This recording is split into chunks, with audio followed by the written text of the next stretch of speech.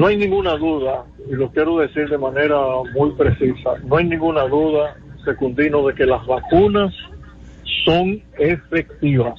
Perfecto. Eso ha sido lo último que sabemos, una gran declaración pública que hizo nada más y nada menos que el doctor Paul Offit del Hospital de Niños de Filadelfia, que es uno de los íconos, por así decirlo, en el conocimiento de las vacunas, diciendo que las vacunas prácticamente tenían una efectividad que podría llegar casi a un 100%. Entonces la gente que no tenga miedo, cuando se comience a vacunar y el gobierno lance públicamente el protocolo de vacunación, vamos masivamente a vacunarnos. Y yo lo digo no solamente como médico, yo lo digo como ciudadano. Una vez la vacuna llegue aquí a la ciudad sanitaria o llegue a Secanot, nosotros los médicos nos vamos a vacunar. Perfecto. Yo voy a ser el primero en vacunar. Y cuente conmigo también, públicamente. Públicamente, así es. Sí. Entonces, que la gente tenga la esperanza de que a pesar de lo que estamos viviendo, el aumento de casos, etcétera, que sepa que esto va a terminar más temprano que tarde.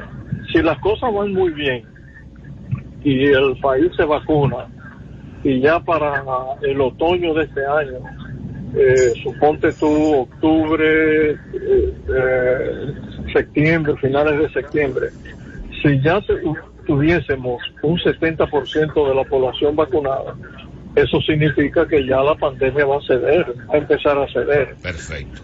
La pregunta es, Secundino, si el virus se va a quedar con nosotros. Bueno, no lo sabemos. Así como se ha quedado el de la influenza y se ha quedado el dengue, no sabemos si el corona se va a quedar. No sabemos si dentro de 5 años tendremos que ponernos la vacuna otra vez. Pero lo importante es que la gente entienda que hay una esperanza ahí en tercera base, como decimos en béisbol, y que realmente estamos caminando hacia un control de la pandemia. Pero mientras tanto, luchar todos juntos, es que no hay de otra, Secundino. Esto no es una cuestión política. Perfecto. Esto no tiene el sesgo político, aunque sí tiene el sesgo político-social. Correcto. De que todos debemos apostar a que esto desaparezca lo más rápidamente posible. Profesor, aquí en la cabina está el maestro y su amigo, el profesor Rafael García Álvarez, Wilson Roa Familia, que usted lo conoce, el profesor José Matos, pero el profesor Rafael García Álvarez tiene una pregunta respecto justamente a la importancia de que todo el sector salud y todas las voces de alto compromiso social orientemos sobre la necesidad de la vacunación. Adelante, profesor Rafael García. Saludos, José. Muy de acuerdo con tu planteamiento.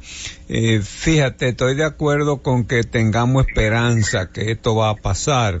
Pero mientras tanto quiero recordar este mensaje que vi en el podium del ministro de Salud de Inglaterra, y es: cuídate, cuida el Servicio Nacional de Salud. O sea, no enfermándote, está protegiendo el Servicio Nacional de Salud. Y finalmente decía: quédate en casa, cuídate, protege el Servicio Nacional de Salud y quédate en casa. O sea, tenemos la esperanza de la vacuna, pero tenemos que seguir tomando sin titubear todas las medidas precautorias para que tratemos de permanecer sanos. Porque todo el que se enferma, aunque sea joven, va a pagar las consecuencias. Y nuestros jóvenes son de cuidado, son atrevidos y se creen inmortales. Y no es así. Así es, Rafael. Bueno, hay datos interesantes que nos han llegado de los investigadores chinos. El 30% de los contagiados que son de moderados a graves, 30% tienen trastorno del sistema nervioso central y del sistema nervioso periférico. Por eso es que algunos se presentan con pérdida de olfato, que es el primer par craneal, con pérdida del gusto, que es el noveno par craneal, el glosofaringeo, con trastornos cardíacos, que es el 10º par, el nervio vago, con parálisis facial, que es el séptimo nervio craneal, pero ya tenemos pacientes con encefalitis, Rafael. Tenemos pacientes con afectación del tallo cerebral. Tenemos pacientes con mielitis, esto es inflamación de la médula. Lo que quiere decir que el virus no es una gripe cualquiera. Y qué curioso que también afecta a los vasos sanguíneos del cerebro. Ya tenemos jóvenes que han sufrido el contagio y que han hecho infartos cerebrales. Pero más aún, personalmente, yo tengo un grupo de pacientes que se contagiaron muy tempranamente, después del mes de marzo del año pasado, y todavía, Rafael, tienen trastornos cognitivos de la memoria, trastorno del ánimo. O sea, hay gente que todavía está afectada por el virus. Entonces la gente tiene que entender, como tú dices, que tenemos que cuidarnos, porque en la medida en que yo no me contagio, significa que no estoy contagiando entre 3 y 10 ciudadanos más de mi país. Entonces ese es el tema.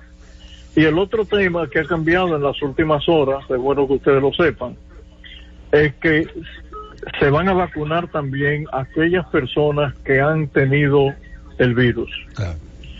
¿Por qué? Porque la inmunidad que produce la vacuna, repito, la inmunidad que produce la vacuna es mayor que la inmunidad que produce el contagio del virus. Hasta hace semanas creíamos que era lo contrario.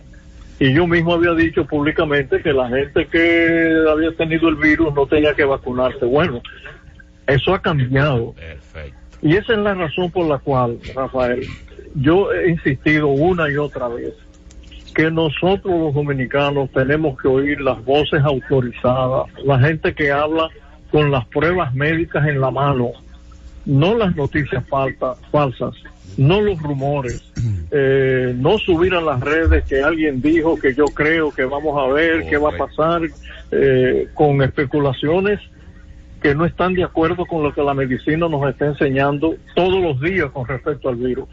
¿Sabían ustedes que cada 2 segundos sale una noticia del virus en el mundo entero? Cada 2 segundos hay una noticia. Entonces hay que seguir en contacto con programas como este, con el colegio médico, con las autoridades sanitarias del gobierno, con los médicos que estamos en los hospitales, los médicos que trabajan en las clínicas, porque nosotros hablamos de acuerdo a la evidencia científica, que es la que tenemos que respetar. José, de acuerdo contigo, anoche el doctor Fauci de Estados Unidos dijo que en el otoño podremos volver a abrazarnos otra vez. O sea que claro, realmente si este programa de vacunación lo podemos implementar como esperamos eficientemente, nosotros tendremos entonces esa esperanza de que en el otoño, octubre, por ahí, nosotros tendremos un cambio importante en la cercanía y romper el distanciamiento y los contactos afectivos. Sí, así es. Él dijo más. Él dijo, Rafael, que las vacunas eran prácticamente efectivas en un 100%. Sí, perfectamente. Y que se estaban cuidando las manufactureras médicas, terapéuticas, se estaban cuidando de decir que era un 90, un 94, para cuidar un poco cualquier tipo de demanda. Pero esta autoridad mundial nos dice una y otra vez que las vacunas son efectivas y que la gente esté tranquila. Las vacunas, señores del público que me está oyendo, esto no es para los médicos, las vacunas lo que hacen es reforzar nuestro sistema inmunitario. O sea, esa vacuna no produce cambios genéticos, simplemente lo que hace es reforzar el sistema inmunitario de nosotros los seres humanos, y por lo tanto el virus que va a entrar encuentra inmediatamente una barrera. Profesor. Entonces la gente tiene que seguir cuidándose y vacunarnos inmediatamente vengan. Así es. Profesor, una última pregunta. Usted como académico, como un hombre de ciencia que ha estado toda la vida en esto, ¿usted entiende que la salida de la entrada de un nuevo jefe de Estado en Estados Unidos, la salida de este hombre de espalda a la ciencia, que no podía, que hostilizaba permanentemente la Organización Mundial de la Salud, que desacreditaba la vacuna, que atropelló a Fauci, a un académico de ese nivel, a todo el mundo. Y a todo el mundo, exactamente. Lleva un espacio de esperanza, de aliento, en que el liderazgo mundial, independientemente de las corrientes ideológicas que tienen que existir, lleva un espacio de aliento, de esperanza, que nos podamos acercar y buscar soluciones dentro de ese contexto que habla el Papa Francisco, de la búsqueda de la solidaridad común entre los pueblos. Adelante, maestro. Sí, mira, eso que tú estás diciendo conlleva un metamensaje muy serio, Secundino, muy serio. O no sabe la gente, o no ha leído la gente, que en el noreste de Pekín, en una de las provincias cercanas, hay un brote. Perfecto. Del coronavirus. Pero no sabe la gente que en Alemania hubo rebrote, en Inglaterra, en Estados Unidos, en Brasil, en Francia. Lo que quiere decir que el liderazgo mundial tiene que ejercer su influencia para que las cosas caminen por el verdadero carril que tienen que caminar. Y en el caso del expresidente Trump, ya desde ayer expresidente, él tuvo una actuación muy tortuosa y escabrosa. No permitió, permitió que los vuelos llegaran a Nueva York desde Europa y a la costa este, a la costa oeste, a San Francisco, a Los Ángeles, en plena pandemia. Pero luego no creía en la mascarilla, y sus intervenciones eran intervenciones que uno no entendía. Un día sí y otro día no sabíamos, Estados Unidos no sabía hacia dónde se dirigía. Y de ahí, señores, que ese gran país está llevando una estela de muerte realmente increíble. Sobrepasan el medio millón de personas. Entonces, el liderazgo mundial, Secundino, tiene necesariamente que ponerse los pantalones, porque hay un tema sesgado, y es que están acaparando las vacunas. O sea, los grupos del G20 están acaparando las vacunas. Hasta anoche había 49 países vacunando, Secundino, de casi 200 países. No es posible, eso no es posible. Y esos 49 países son los que pertenecen a un rango económico alto o moderado. Sí. Entonces están dejando atrás países como nosotros, que estamos a la saga tratando de conseguir las vacunas. Hasta anoche se habían puesto cerca de 39 millones de vacunas, pero por Dios, tiene que haber necesariamente un equilibrio. O sea, las vacunas tienen que llegar a los países más pobres, necesariamente, a los que estamos no en la cola, pero estamos en el medio del rango económico internacional. Y de alguna manera el presidente Biden tiene que ejercer ese liderazgo. Pero ¿junto con quién, Secundino? Con el presidente de Francia, con el primer ministro japonés, con el presidente de China, el presidente de Brasil. O sea, las grandes naciones tienen que dar un paso hacia adelante, porque a fin de cuentas, cuando ellos saquen el costo de la vacunación versus el costo de recuperar a los pacientes graves, porque ya los muertos, ya no es que lo descontamos, es que ya eso nos hicieron daño a muchas familias desde el punto de vista económico, punto de vista espiritual, anímico, etcétera. Pero igualmente, recuperar un paciente de una complicación seria del coronavirus, por lo menos yo hablo aquí en Santo Domingo, un paciente que se nos quede un mes allá en Secanot o en la unidad de la ciudad sanitaria, señores, andamos por un poquito más de 2 millones de pesos.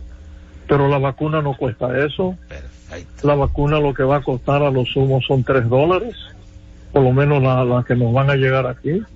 y otras un poquito más caras. Entonces, esa es la razón por la cual yo entiendo que el liderazgo mundial, como tú dices, tiene que dar un paso al frente y entender que esta pandemia nos afecta a todos. ¿O no es verdad que para uno vacunar el 70% de la población mundial y obtener la inmunidad comunitaria se necesitan billones de dosis?